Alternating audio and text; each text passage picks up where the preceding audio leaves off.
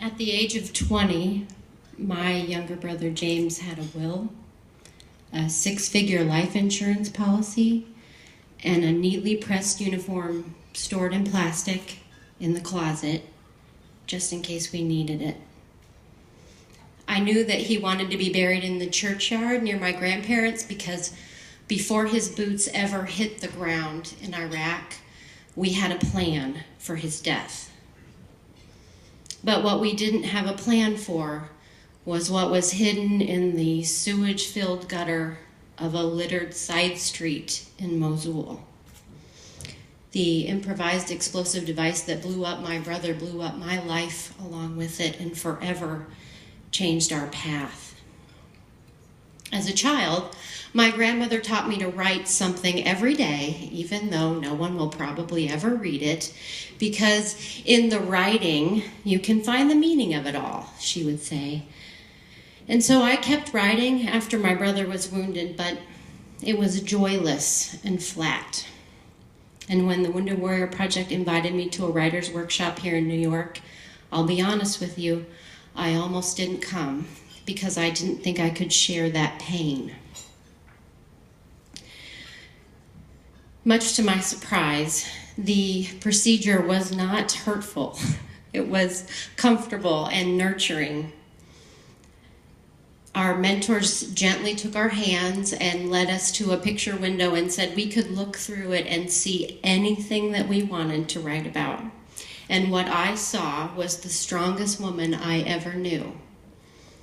Years had passed, and my sweet grandmother was duct taping oven mitts to my little brother's hands so that he wouldn't scratch his chicken pox. And I was a teenager strongly protesting this on his behalf, of course, and she simply looked up at me and smiled and in her caring way said, "He'll be fine." The words after that prompt started pouring out of me onto the page, and there were some times of frustration, but in one of those moments, my sweet mentor, Willie, slid this index card across the table to me, and it says, "You're fine."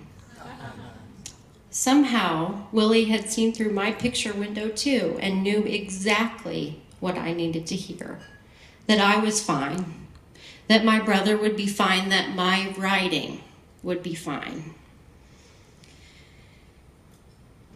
The words are still coming out of me onto the paper, and I'm glad for that, because a part of my life that always made me feel better exists once again. I want to thank you for tonight, but more importantly, I want to thank you for the workshops, because right now, at this very moment, our country has service members serving in harm's way across the globe, including my own sweet 19-year-old son, a United States Marine. Veterans and caregivers desperately need the opportunity to tell their story, because writing things down helps us make sense of it all, even if no one ever reads it. Thank you.